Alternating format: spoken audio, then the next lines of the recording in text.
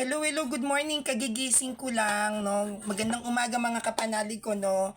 Ngayon ako ay magluluto ng pritong talong at isasawsaw ko po sa bagoong isda. Ito po yung aking lunch kasi ako ay may lakad na naman. So, kagabi, no, may nag-chat sa akin.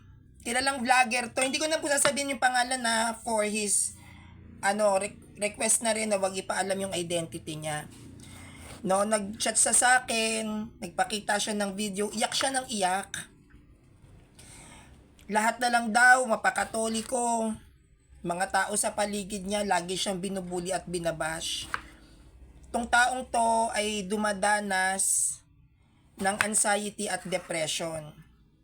Una sa lahat, nagpapasalamat ako sa mga kapanalig ko, no, sa inyong pagtitiwala sa akin at pagmamahal. Bagamat hindi na ako ganoon ka nakikilala dahil nawala na yung Facebook ko talaga na pinaghirapan ko sa loob ng maraming taon, ay andyan pa din kayo, naniniwala at nagtitiwala pa din sa akin.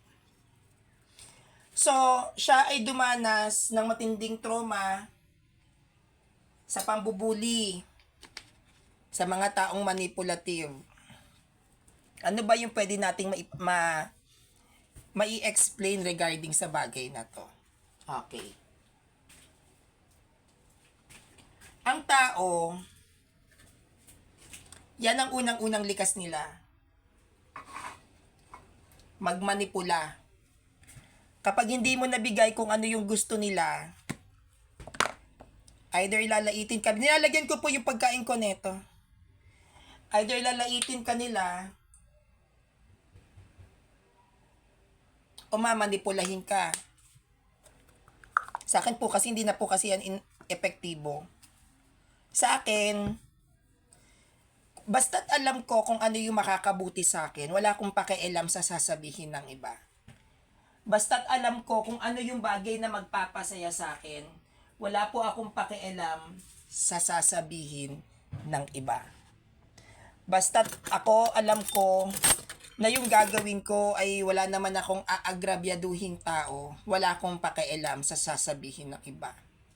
Basta't alam ko kung saan ako hindi mapapahamak at kung paano iingatan ng sarili ko, wala akong pakialam sa sasabihin ng iba. Bakit? Responsable po ako sa sarili ko. Hindi ko po kinakailangan diktahan, manduhan, utos-utusan ng mga tao para lang sila yung masunod. Hindi ko ako kinakailangan takot-takutin na kapag hindi ko kayo sinunod, aawayin nyo ako. Hindi ko kailangan yan. Ikalawa, napanood ko yung kay Aiza Sigera.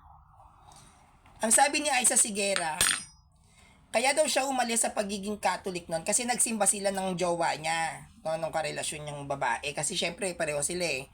Same-sex relationship nga eh.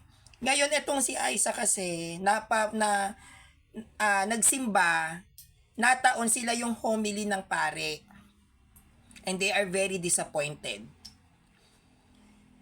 Sa kaso ni Aiza, ito lang yung sasabihin ko rin naman sa'yo, no. May point siya. Para sa akin kasi hindi naman natin kailangan mag-mention ng pangalan eh. Ang statement ni Aiza nung siya ay nagsimba, literal na pangalan yung binanggit niya. Na sila yung ginawang halimbawa sa homily. Sa akin kasi, kapag dating sa same-sex relationship, hindi tayo dapat nagme-mention ng pangalan. Pwede tayong mag-homily at i-example natin yung mga nasa same-sex relationship, pero yung mag-drop name ka sa homily, para sa akin hindi po makatao yung ganon. Kasi pang di-discriminate na yun eh. Like what I've said, kung gusto nating maibalik o maipasok sa simbahan ang isang tao na nominal na katoliko o hindi katoliko, unang-una matuto kang rumespeto.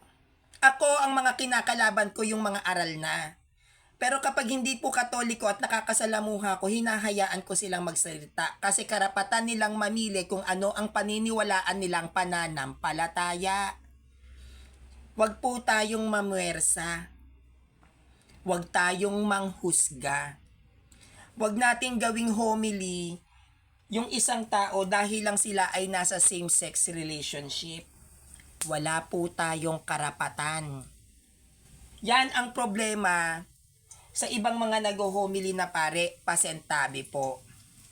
Maging sensitive po tayo. Kasi may mga pari naman talaga na homophobic. Totoo yan. Hindi naman perpekto mga pare, pero maraming pare ang galit sa bakla. Meron pa nga akong napanood na pare na nilalait yung mga baklang kamarero. Imbis na pasalamatan, dahil gumagawa ng magagandang karosa, nilait pa. Sinabihan pa yung mga bakla, gagawa-gawa kayo ng karosa, pagkatapos niya maglalandi-landi kayo dyan sa labas. Edi na bash. Matuto po tayong mag-ingat sa mga salitang binibitawan natin. Pwede tayong magbigay ng pagpapayo pero wala po tayong karapatang panghimasukan ang personal na pamumuhay ng isang bakla. Nandito lang tayo para paalalahanan sila, hindi para diktahan at hindi para kontrolin. Katulad na lang yung ginawa nung isang pastor. 'Di ba? Ano ginawa nung isang pastor? Nandoon, pumunta ng gay pride, nagpunta ng gitna. Alam niyang event ng mga bakla yun. Anong ginawa? Nilait. Nilait niya yung mga bakla na nagdadaos ng Pride Month. Anong ginawa ngayon sa kanya? Di binastos. Bakit binastos? Hindi kasi tama yung pamamaraan ng pagpipreach. Mas lalo nyo lang nilalayo ang tao sa simbahan. Bakit? Kasi ino-offend nyo sila. Kapag alam nyong hindi aral, merong mga pamamaraan kung paano natin bibigay yung aral. Dapat at kung magbibigay ka ng aral doon sa hindi aral, pagdating sa simbahan, dapat soft and smooth. Kaya nga ang ibinibigay sa pasusuhing bata ay gatas. Kapag alam mong pasusuhing bata sa aral, gatas ang ibigay mo, wag karne. Hindi yung pupunta kayo sa gitna, kayong mga pastor kayo, magluluhod kayo doon, praise God, hallelujah, the rapture is here. No. Baka mabato pa kayo dun sa gay pride, mali yun. Nandoon tayo sa sinasabi ng mga protestante sa akin na Sandrillo, tama lang yung ginawa ng pastor kasi mali yan, walang bakla sa Bible. Nandoon tayo sa pagnanais ninyo na makapag-save ng kaluluwa.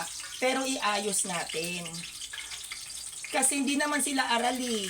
Kaya nga sila nagpaparada ng ganyan kasi hindi naman sila aral. Kung aral sila, hindi nila gagawin yan. Pero iayos natin. Unang-una, hindi nyo teritoryo yun. Paano kung kakaganyan ninyo?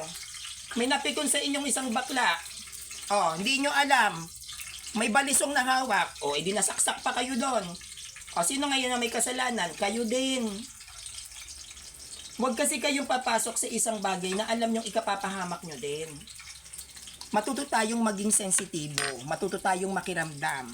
Mamaya yan, pag maganda ninyo, Jesus is coming nyo sa gay pride, masaksak pa kayo.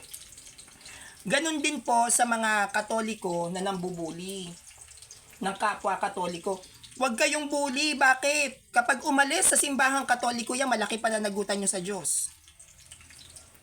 Huwag kayong feeling huwag kayong mga chismosa na ang gagawin pa naman ng mga tao ngayon pag ichichismis nila yung tao. Kahit yung tao na kakausapin nila nananahimik, magiging pangit yung tingin doon sa tao. Bakit? Siniraan. Ito namang taong to na nakinig ng chismis, naniwala. Hindi naman niya kilala yung tao na chinichismis niya dahil sa chinismis niya, di nasira yung image. Ang taong matalino, hindi chismosa. Huwag kayong chismosa. At sa mga dumadanas din ng manipulation sa loob ng bahay, sa loob ng pamilya o sa mga kapatid, minamanipulate kayo, binubuli kayo o pinabababa yung tingin sa sarili ninyo, layuan nyo. Layuan nyo. Kung ang sarili mong dugo at laman ang magpapabagsak sa'yo, ang magpapahina ng loob mo, lumayo ka. Kasi ganyan din naman yung nangyari sa akin eh. Sarili kong kadugo o minamanipulita ko araw-araw during that time, parang I feel so sorry to myself, laging ang baba-baba ng tingin ko sa sarili ko. Nilayuan ko. Kahit kapatid mo pa yan, layuan mo. Bakit? Kung alam mo na kung feeling mo na sila ang magpapabagsak sa iyo, wag mong lapitan. Lumayo ka, wag mong dikitan. Magpalakas ka. Gawin mo kung ano yung mga bagay na gusto mong gawin. Tandaan nyo, YOLO. YOLO, you only, you once, sa may YOLO na tinatawag, you only live once. Na tinatawag, di ba, YOLO? You only live once. O, kaka-stress mo sa sinasabi sa iyo ng pamilya mo, ng kadugo mo, o paglabas mo dyan sa inyo, nabangga ka, nabundol ka, o, edi sayang ang buhay. Mas marami yung inimute mo kaysa sa nag-enjoy ka. Gawin mo kung saan ka masaya. Gawin mo kung ano yung magpapasaya sa'yo. Gawin mo kung saan mo makikita ang peace of mind. Wala silang pakialam. Sila nag-e-enjoy sa buhay. O, nag-e-enjoy sila na i-down-down ka, tapos ikaw mag-e-emote ka. Ay, ano sila, sineswerte? No! Enjoy life to the fullest. Binigyan ka ni Lord ng sariling buhay mo para ikaw ang mag-control at ikaw ang nasa iyo ang manibela. Ikaw magdadrive ng buhay mo. Bakit ka magpapa-apekto sa mga nanda-down sa'yo? Bakit sila ba nagpapakain sa'yo? Bakit ka magpapa-apekto sa mga taong mababa tingin sa'yo? Kung kilala mo naman ang sarili mo. Sa akin nga, dami-dami kong bashers eh. Do I get affected? No. Before, yes. Kasi hindi naman ako sanay sa bashers before. But now, why should I? Tingin mo sa akin ganyan, edi go. I don't care. I don't really care. Why? Ang dami-dami kong kaibigan na matatalino na nagmamahal sa akin. Pagtsatsagaan ko yung mga pipitsugin kong bashers. Wawa. Ang dami-dami kong kaibigan na mahal ako na matatalino. Tapos yung putyo-putyong bashers ko na wala pa namang narating. Wawa. Papa-apekto ako. Galing mo naman. Mahalin mo sarili mo. Yan ang dapat nyong gawin. Sa mga binabash sa loob ng bahay, sa binabash ng mga tao para lang kontrolin kayo at gawin kayong robot, at you felt sorry, ma-down kayo, nang tingin nyo sa sarili nyo, ang baba-baba nyo, no. Love yourself. Kaya kayo dumadanas ng ganyan, hindi nyo minamahal mga sarili ninyo. Papayag kayo, ginaganyan kayo. Mahalin nyo sarili nyo. Protektahan nyo sarili nyo. Gawin nyo yung mga bagay kung saan kayo magiging masaya. Meron man o wala, gawin nyo ang mga bagay kung saan kayo masaya. Ako nga araw-araw ulam ko talong eh. Kung hindi pritong talong, nilagang talong, di ba? Nagla-live naman ako. Oh, talong ako ng talong pero masaya ako. Kasi nasa sayo yan kung paano mo titignan ang buhay sa positibong pamamaraan. Yan ang tingin nyo sa akin, go! Basta ako, maayos ang environment ng mga friendship ko. Pagdating sa environment ko, maayos ang mga kaibigan ko. Maayos ako. Maayos kung yung environment na tinitirahan ako. Wala akong pakialam sa iisipin ng tao sa akin. Ako, si Sanrio, hindi ako nabubuhay sa dikta ng ibang tao, kundi sa pagmamahal ng mga taong sumusuporta sa akin. At kung mahal nila ako, hindi nila ako sasaktan. Bagkos proprotektahan nila ako sa mga taong gusto akong saktan. Yon ang dapat na meron ka sa cycle ng buhay mo. Yung susuporta sa'yo. Yung laging nandyan pag nag-iisa ka.